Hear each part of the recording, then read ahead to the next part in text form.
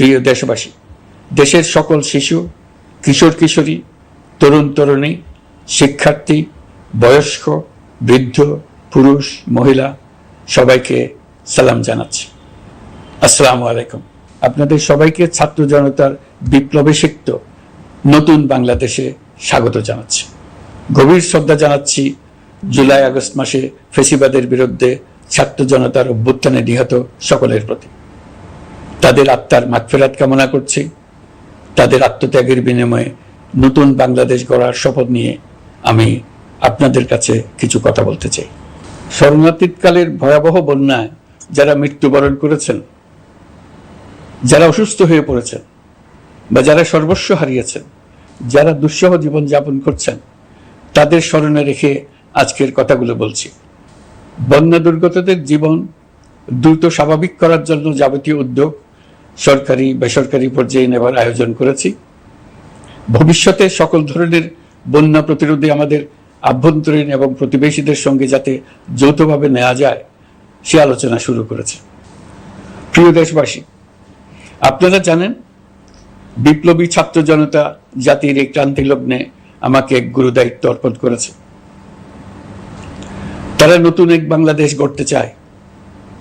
নতুন প্রজন্মের এই গভীর আকাঙ্ক্ষাকে বাস্তবে রূপ দেওয়ার সংগ্রামে আমি একজন সহযোদ্ধা হিসেবে তাদের সঙ্গে যোগ দিয়েছি। দেশের সকল বয়সের, সকল পেশার, সকল মতের, সকল ধর্মের সবাইকে বিনা দ্বিধায় এই সংগ্রামে যোগ দেওয়ার আহ্বান জানাচ্ছি। প্রিয় দেশবাসী, লক্ষ লক্ষ শহীদের রক্তের বিনিময়ে এবং লক্ষ লক্ষ মা বোনের আত্মদানের বিনিময়ে যে বাংলাদেশ আমরা পেয়েছিলাম তা ফ্যাসিবাদ এবং স্বৈরাচারের হাতে ধ্বংস হয়ে গেছে। আপনারা দেখেছেন আমাদের প্রতিটি প্রতিষ্ঠানকে তারা কিভাবে শেষ করেছে। দেশের রন্ধ্রে রন্ধ্রে ঢুকে গেছে দুর্নীতি। এমন এক দেশে আমাদের দেশ রূপান্তরিত হয়েছে যেখানে স্বৈরাচারের পিয়নও দুর্নীতির মাধ্যমে 400 কোটি টাকার সম্পদ করার মতো অকল্পনীয় কাজ করে গেছে নির্বিবাদে। শিক্ষা খাতকে পঙ্গু করে দিয়েছে। ব্যাংকিং ও শেয়ার বাজার খাতে লুটপাট, প্রকল্প ব্যয়ে বিশ্ব রেকর্ড, অবাধ সম্পদ পাচার, আইন শৃঙ্খলা রক্ষাকারী সংস্থাকে নিজ দলের পুতুলে রূপান্তর, বাক স্বাধীনতা হরণ, মানবাধিকার হরণ, এসবই হিমশৈলের অগ্রভাগ মাত্র।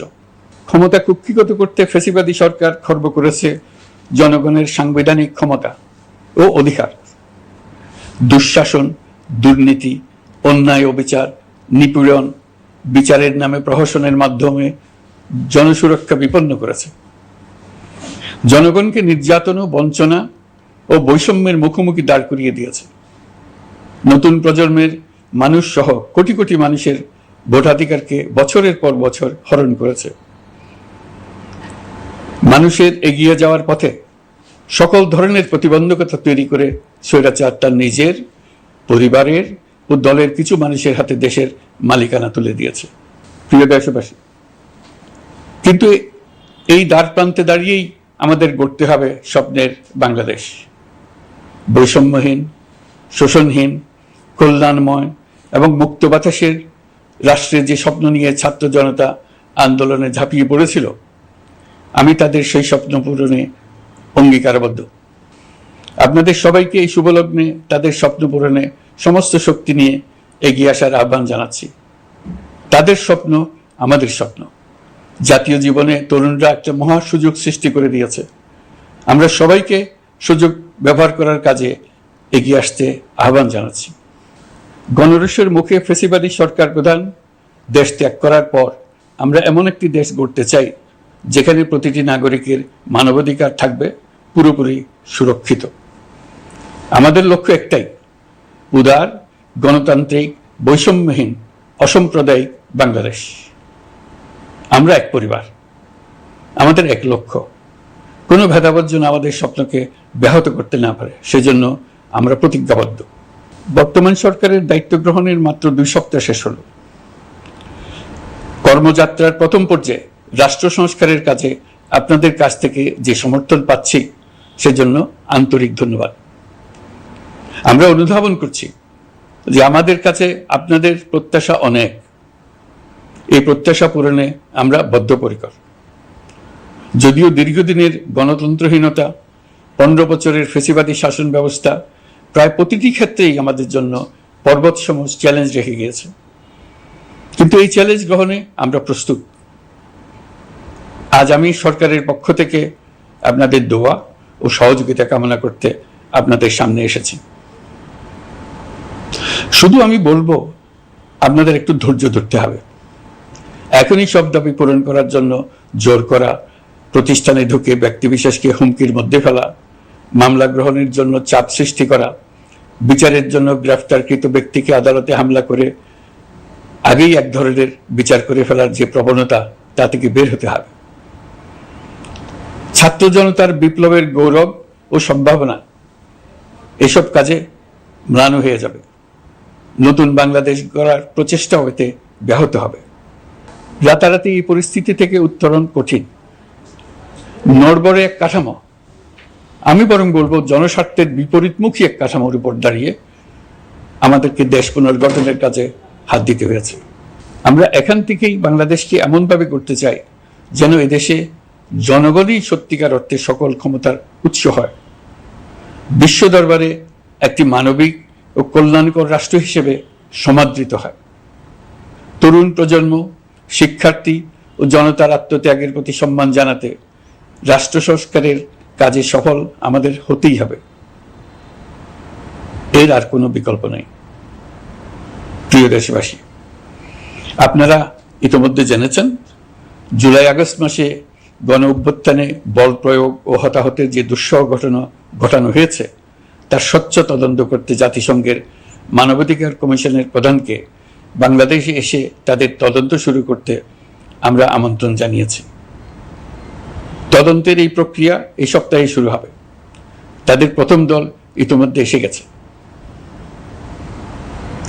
আমরা ইতিমধ্যে ছাত্র জনতার বিপ্লবকে নস্যাৎ করতে যে শত শত মিথ্যা ও হয়রানিমূলক মামলা দায়ের করা হয়েছিল তার অধিকাংশ প্রত্যাহার করেছি এবং আটক ছাত্র জনতার মুক্তি লাভের ব্যবস্থা করেছে। পর্যায়ক্রমে মিথ্যা ও গায়েবী সকল মামলার ক্ষেত্রে অনুরূপ ব্যবস্থা গ্রহণ করে মানুষকে দুঃসহ ভোগান্তি থেকে মুক্ত করা হবে। ন্যায় বিচার নিশ্চিত করতে গণ অভ্যুত্থানের সকল শহীদ পরিবারকে পুনর্বাসন করবে। সকল আহত শিক্ষার্থী ও জনতার চিকিৎসার সম্পূর্ণ ব্যয় সরকার বহন করবে। সেই লক্ষ্যে স্বাস্থ্য মন্ত্রণালয়ের নেতৃত্বে উপদেষ্টা পরিষদে বৈষম্য বিরোধী ছাত্র আন্দোলনের প্রতিনিধিত্বকারী 2 জন উপদেষ্টার সহায়তায় একটা পূর্ণাঙ্গ তালিকা প্রস্তুত করা হচ্ছে। এই কার্যক্রমের জন্য এবং গণ অভ্যুত্থানের শহীদদের স্মৃতি ধরে রাখতে সরকার অতি দ্রুত জুলাই গণহত্যা স্মৃতি ফাউন্ডেশন নামে একটি ফাউন্ডেশন প্রতিষ্ঠা করার প্রক্রিয়া শেষ পর্যায়ে এনেছে। আপনাদের সবার এবং বিদেশে অবস্থানরত ভাই বোনদের অনুদান এই প্রতিষ্ঠানে পাঠানোর জন্য অনুরোধ করছি। আমি ব্যক্তিগতভাবে এই প্রতিষ্ঠানের চেয়ারম্যানের পদ গ্রহণ করেছি। প্রিয় দেশবাসী, আপনারা লক্ষ্য করেছেন দায়িত্ব গ্রহণ করেই আমাদেরকে আইন শৃঙ্খলা অঙ্গনে অস্থির পরিস্থিতি সামাল দিতে হয়েছে। আপনাদের সহযোগিতা ও সমর্থনে দেশপ্রেমিক সকল আইন শৃঙ্খলা রক্ষাকারী বাহিনী কাজে যোগ দিয়েছে। ফ্যাসিবাদী সরকার প্রশাসনের চরম দলীয়করণ করার ফলে বিপুল সংখ্যক কর্মকর্তা কর্মচারী দীর্ঘদিন বৈষম্যের শিকার হয়েছেন। আমরা ইতিমধ্যে সংশোধনমূলক ব্যবস্থা গ্রহণ করতে আরম্ভ করেছি, তবে প্রশাসনকে গতিশীল রাখতে এবং একই সাথে সুনির্দিষ্ট পদ্ধতি অনুসরণ করে সঠিক সিদ্ধান্তে উপনীত হতে সময় প্রয়োজন। সেজন্য সকলকে ধৈর্য ধরার অনুরোধ করছি। প্রশাসনের সকল ক্ষেত্রে প্রতিষ্ঠানগুলো যেন জনগণের আস্থা ফিরে পায়, সেটি আমাদের অন্যতম উদ্দেশ্য। লুটপাট ও দুর্নীতির আখড়ায় পরিণত করা ব্যাংকিং খাতে সুশাসন নিশ্চিত করার জন্য আমরা উদ্যোগ নিয়েছি। এই খাতে দক্ষ জনবল নিয়োগ দেওয়া হচ্ছে। ব্যাংকিং খাতে শৃঙ্খলা স্থাপন, ব্যবসা বাণিজ্যে সহায়ক পরিবেশ তৈরি এবং জনগণের জীবনযাপন সহজ করতে নিত্য প্রয়োজনীয় দ্রব্যমূল্য ও মূল্যস্ফীতি নিয়ন্ত্রণে আনার আমরা উদ্যোগ সচল করেছি। ব্যাংকিং খাতে দীর্ঘমেয়াদী সংস্কারের জন্য ব্যাংক কমিশন গঠন করা হবে। আর্থিক খাতে সার্বিক পরিস্থিতি ও সংস্কার বিষয়ে একটি রূপকল্প তৈরি করা হবে, যা দ্রুত জনসমক্ষে প্রকাশ করা হবে। শেয়ার বাজার, পরিবহন খাত সহ যেসব ক্ষেত্রে চরম বিশৃঙ্খলা বিরাজ করছে তা নিরসনের দ্রুত পদক্ষেপ নেওয়া হচ্ছে। বিচার বিভাগকে দুর্নীতি ও দলীয় প্রভাব মুক্ত করতে কার্যক্রম শুরু হয়েছে। একটি সুনির্দিষ্ট প্রক্রিয়ার মধ্য দিয়ে বিচার বিভাগের স্বাধীনতা ও জবাবদিহিতা নিশ্চিত করার উদ্যোগ নেওয়া হয়েছে। ফ্যাসিবাদী সরকারের বিচার বহির্ভূত হত্যাকাণ্ড, গুম, খুন, অপহরণ এবং আয়নাঘরের মতো চরম ঘৃণ্য সকল অপকর্মের ন্যায় বিচার নিশ্চিত করা হবে। এসব অপকর্মের সঙ্গে জড়িত সকলের বিচার নিশ্চিত করা হবে। তালিকা প্রস্তুত করে মিথ্যা মামলা প্রত্যাহার করা হবে। দুর্নীতি ও সম্পদ পাচারের বিচার করা হবে। আইন শৃঙ্খলার ক্ষেত্রে জনমুখী ও দলীয় প্রভাবমুক্ত জবাবদিহিমূলক কাঠামো সৃষ্টির লক্ষ্যে পুলিশ কমিশন গঠন করা হবে। জাতিসংঘের তদন্ত প্রতিবেদন, দায়িত্বপ্রাপ্ত সকল সংস্থা ও জনগণের সাথে মত বিনিময়ের মাধ্যমে কমিশনের নেতৃত্বে প্রয়োজনীয় সংস্কার করা হবে। বাংলাদেশকে আর কোনোদিন কেউ যেন কোনো পুলিশি রাষ্ট্রে পরিণত করতে না পারে তার ব্যবস্থা করা হবে। তথ্যের অবাধ প্রবাহ ও গণমাধ্যমের স্বাধীনতা নিশ্চিত করা হবে।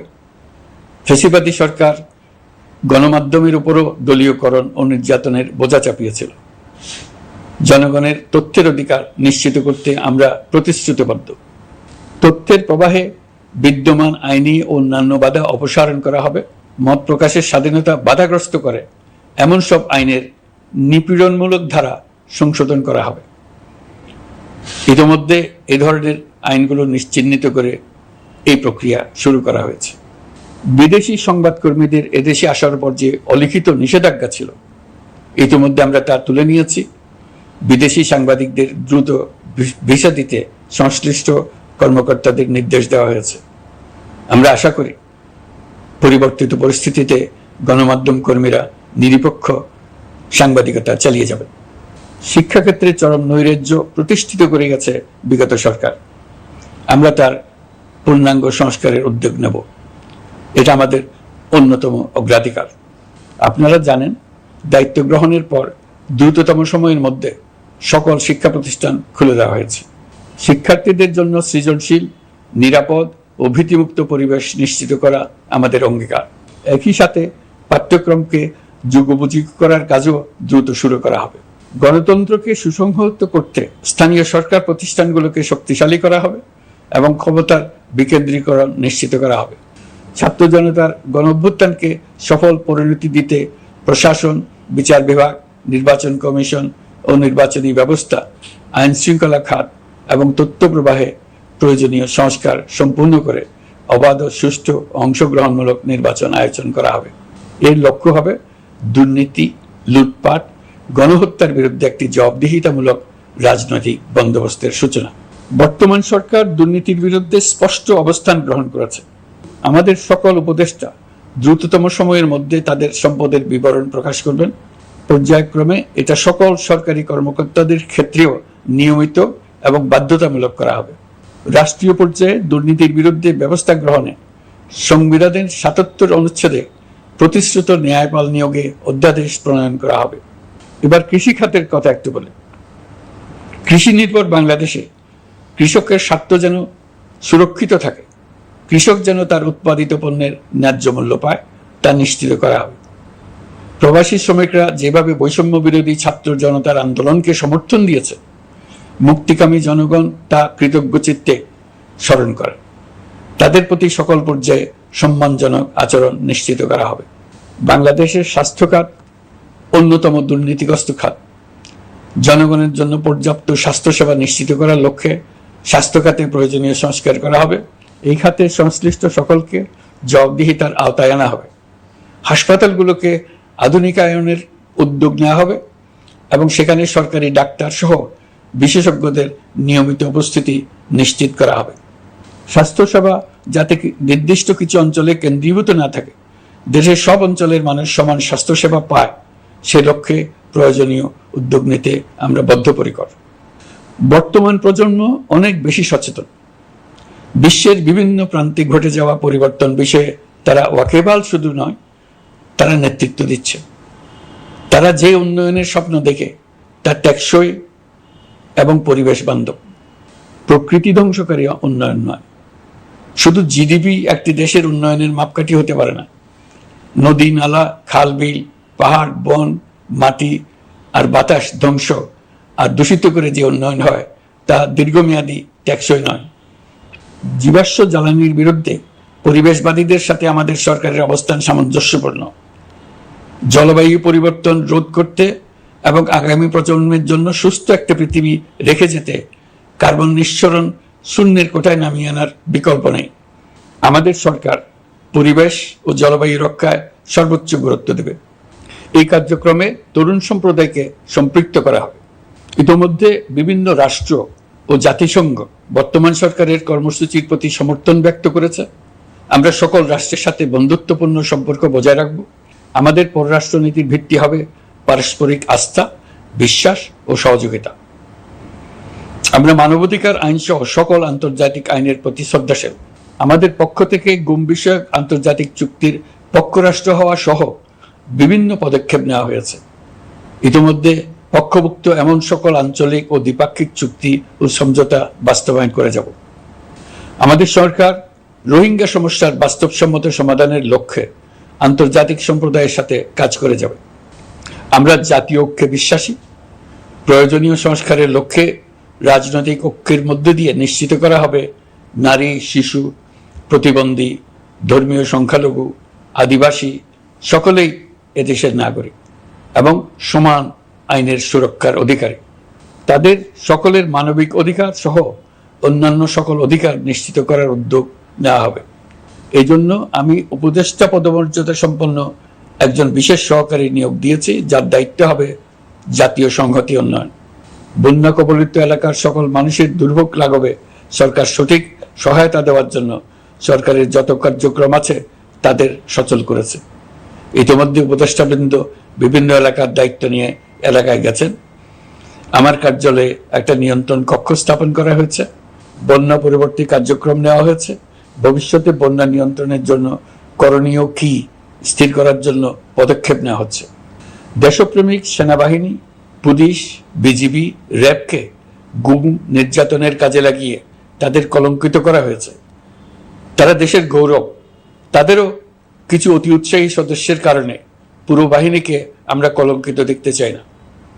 আমরা অপরাধীদের চিহ্নিত করতে চাই এবং তাদের শাস্তি দিতে চাই, যেন ভবিষ্যতে কারো হুকুমে দেশপ্রেমিক কোনো বাহিনীর, পুলিশের, র্যাবের কোনো সদস্য হত্যাকাণ্ড, গুম ও অত্যাচারে জড়িত হওয়ার সাহস না করে। তাদের কাছে হুকুম যত বড় কর্তৃপক্ষের কাছ থেকে আসুক না কেন, তারা তা উপেক্ষা করবে।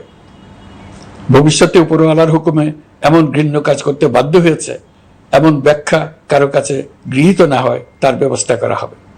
আমি দেশরক্ষা বাহিনী, পুলিশ বাহিনী এবং অন্যান্য সহল বাহিনীকে নির্দেশ দিয়েছি তারা তাদের মধ্যে যারা হত্যাকাণ্ড, গুম, খুন বা শারীরিক মানসিক অত্যাচারে সরাসরি জড়িত তাদের চিহ্নিত করে বিচারের ব্যবস্থা করতে। যারা গুম হয়েছে, হত্যার শিকার হয়েছে তাদের তালিকা প্রস্তুত করতে। তাদের পরিবার সমূহকে সান্ত্বনা দেওয়ার ভাষা আমার নাই। তাদের জীবনে শান্তি ফিরিয়ে আনতে আমরা প্রচেষ্টা অব্যাহত রাখব। আমি সকল দেশরক্ষা বাহিনী ও আইনশৃঙ্খলা বাহিনীকে তাদের উপর জনগণের সম্পূর্ণ আস্থা ফিরিয়ে আনতে সকল পদক্ষেপ গ্রহণ করতে নির্দেশ দিয়েছি। গত 15 বছরের দুর্নীতি, অর্থ পাচার ও জনস্বার্থ বিরোধী চুক্তি স্বাক্ষর, প্রকল্পের নামে লুটপাট ইত্যাদি তথ্য নিয়ে একটি শ্বেতপত্র প্রণয়নের জন্য আমি ইতিমধ্যে একটি কমিটি গঠন করেছি। আমি বিভিন্ন দেশের রাষ্ট্রদূত এবং দাতা সংস্থার প্রতিনিধিদের সঙ্গে বৈঠক করেছি এবং করে যাচ্ছি। ছাত্র জনতার গণঅভ্যুত্থানের পর দেশ গঠনের জন্য সকল প্রকার আর্থিক অন্যান্য সহযোগিতার জন্য তাদেরকে অনুরোধ জানাচ্ছি। তারা এই ব্যাপারে আগ্রহ দেখাচ্ছে। তাদের কাছে আমাদের প্রস্তাব শুভ প্রণয়ন করে দ্রুত পাঠানোর ব্যবস্থা নিয়েছে। তাদেরকে অনুরোধ জানিয়েছি তারা যেন পরিস্থিতির কারণে অতি দ্রুত অর্থ ছাড় করার ব্যবস্থা নেন। তাদেরকেও বলেছি যে অবস্থার মধ্য দিয়ে আমরা যাচ্ছি তা যেমন একটি দুর্যোগপূর্ণ সময়, তেমনি এটা জাতির জীবনে মস্ত বড় সুযোগ। এই সুযোগকে যেন আমরা পূর্ণভাবে কাজে লাগাতে পারি, সেই জন্য তাদের সহযোগিতা চেয়েছি। এই গণ অভ্যুত্থানে বিদেশে অবস্থানকারী বাংলাদেশিরা অত্যন্ত গুরুত্বপূর্ণ ভূমিকা পালন করেছেন। জাতি তাদের অবদান বিশেষভাবে স্মরণ করবে। নতুন বাংলাদেশ গড়ার কাজে আমরা তাদের অংশগ্রহণ চাইব। আমাদের একটি লক্ষ্য হবে বিদেশগামী এবং প্রত্যাবর্তনকারী প্রত্যেক প্রবাসী শ্রমিককে মর্যাদা ও সম্মানের সঙ্গে দেশে আসা এবং যাওয়া নিশ্চিত করা। সে ব্যাপারে শিগগিরই পদক্ষেপ নেওয়া হবে। বিদেশে অবস্থানরত সকলের কাছে আমার আবেদন, তারা যেন তাদের উপার্জিত অর্থ অফিসিয়াল চ্যানেলে দেশে পাঠান। দেশের অর্থনৈতিক সংকট উত্তরণে এই অর্থ বিশেষভাবে প্রয়োজন। কি কি ব্যবস্থা নিলে তাদের জন্য অফিসিয়াল চ্যানেলে অর্থ পাঠানো সহজ হবে সেটা সম্বন্ধে আমরা তাদের পরামর্শ নেব। সারা দেশ ঘুষের মহাসমুদ্রে নিমজ্জিত। কিভাবে ঘুষ থেকে আমরা মুক্ত হতে পারি তার জন্য আমাদের পরামর্শ দেন। শুধু এই কাজটা নিয়ে অগ্রসর হতে পারলেই আমি মনে করি দেশের জন্য এই সরকার একটা গুরুত্বপূর্ণ অবদান রেখে গেছে বলে স্মরণীয় হয়ে থাকবে। আমি কথা দিচ্ছি, এই ব্যাপারে আমি আমার সর্বশক্তি নিয়োজিত করব। আমাদের দায়িত্ব দেশের সকল মানুষকে একটি পরিবারের বন্ধনে আবদ্ধ করা। পরিবারে মতভেদ থাকবে, বাকবিতণ্ডা হবে, কিন্তু আমরা ভাই বোন, আমরা বাবা মা, আমরা কেউ কারো শত্রু না। কাউকে তার মতের জন্য শত্রু মনে করব না, কাউকে ধর্মের কারণে শত্রু মনে করব না, কাউকে লিঙ্গের কারণে শত্রু মনে করব না। আমরা সবাই সমান, কেউ কারো উপরে, কেউ কারো নিচে না। এই ধারণা আমরা জাতীয় জীবনের সর্বক্ষেত্রে প্রতিষ্ঠিত করতে চাই। একটা বিশেষ ব্যাপারে আমরা আপনাদের সহযোগিতা চাচ্ছি। আমাদের দায়িত্ব গ্রহণের পর থেকে প্রতিদিন সচিবালয়ে, আমার অফিসের আশেপাশে, শহরের বিভিন্ন স্থানে সমাবেশ করা হচ্ছে। গত 16 বছরের অনেক দুঃখ কষ্ট আপনাদের জমা আছে, সেটা আমরা বুঝি। আমাদের যদি কাজ করতে না দেন তাহলে এই দুঃখ ঘোচানোর সকল পথ বন্ধ হয়ে যাবে। আপনাদের কাছে একান্ত অনুরোধ, আমাদের কাজ করতে দেন। আপনাদের যা চাওয়া তা লিখিতভাবে আমাদেরকে দিয়ে যান। আমরা আপনাদের বিপক্ষ দল নয়। আইনসঙ্গতভাবে যা কিছু করার আছে আমরা অবশ্যই তা করব, কিন্তু আমাদেরকে ঘেরাও করে এই গুরুত্বপূর্ণ দিনগুলোতে আমাদের কাজে বাধা দেবেন না।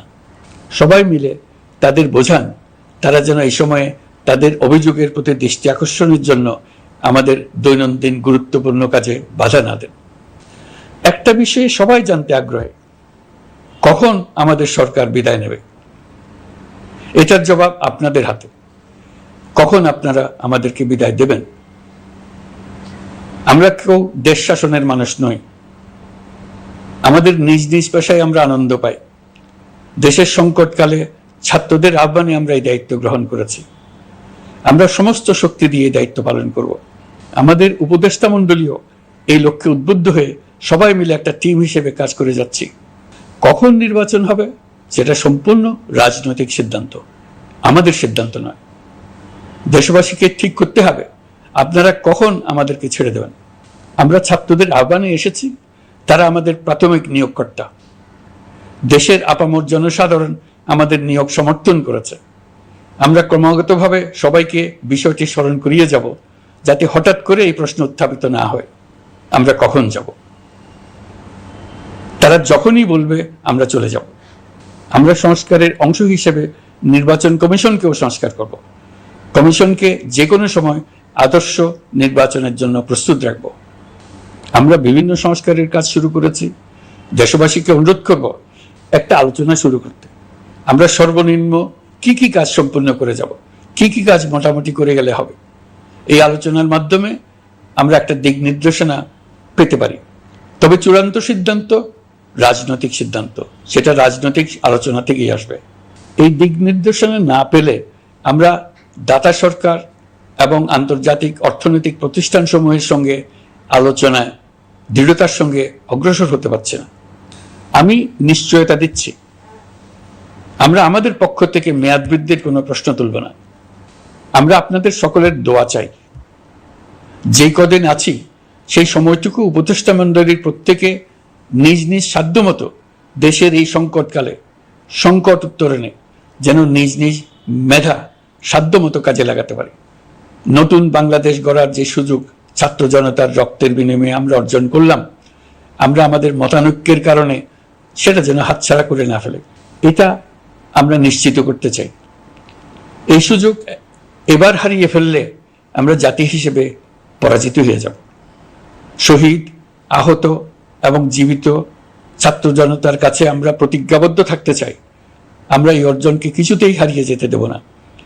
যে সুযোগ তারা আমাদেরকে দিয়েছে তার মাধ্যমে আমাদের দেশকে পৃথিবীর একটি শ্রদ্ধেয়, সকল দিকে দৃষ্টান্ত স্থাপনকারী দেশে পরিণত করতে আমরা শপথ নিয়েছি। সবশেষে আবারও আমাদের দেশের সকল মানুষ, শিশু, কিশোর কিশোরী, তরুণ তরুণী, বয়স্ক, বৃদ্ধ, নারী, পুরুষ সবার কাছে দোয়া চাইছি যেন আমরা আমাদের সকলের স্বপ্ন বাস্তবায়নে সফল হই। আল্লাহ আমাদের সহায় হন, আমাদের সবার মঙ্গল করুন।